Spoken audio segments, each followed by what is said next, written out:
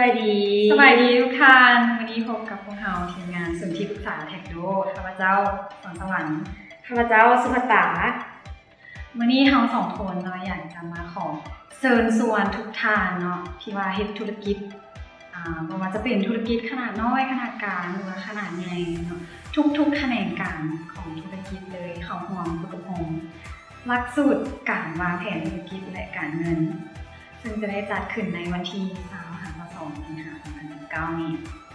แม่นแล้วซึ่งหลักสูตรนี้แม่นได้ทุนจากธนาคารโลกและกระทรวงอุตสาหกรรมการค้าเนาะซึ่งหลักสูตรนี้เราจะได้อย่างแน่เนาะ1ก็คือการวางแผนธุรกิจ2การบัญชี3การวางแผนการเงินเนาะแล้ว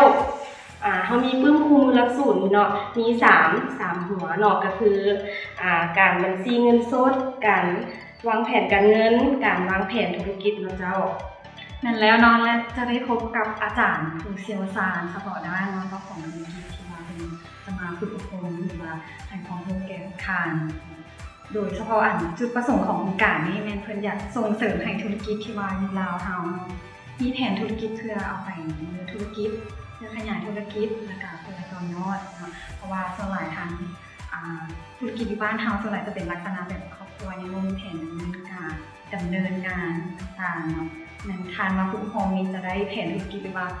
บทวิพากษ์นั่นเองเจ้า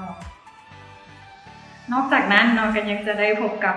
ธนาคารเนาะสำหรับท่านใดที่ว่าต้องการเงินทุนดอกเบี้ยต่ำจะมีธนาคารที่ว่ามาให้คำปรึกษาเนาะเกือบ4ธนาคารมีธนาคารการค้า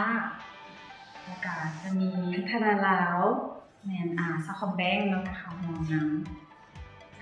นอกจากนั้นก็จะมีอีกธนาคารหนึ่งเป็นธนาคารของพัฒนา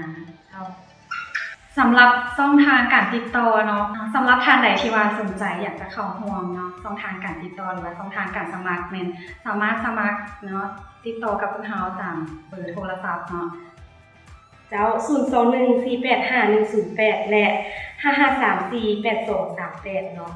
สามารถติดต่อเอาของสมัครกับพวกเราได้หรือว่าอยากสอบถามข้อมูลเพิ่มเติมก็สามารถแอปหาหรือว่าโทรหาพวกเราได้เนาะสำหรับวันนี้พวกเราก็จะมีข่าวมาฝากคำนี้เนาะอย่าลืมมาร่วมเด้อวันที่22 สิงหาคม 2019 นี้เจอกันเด้อมาร่วมกันเด้อใจ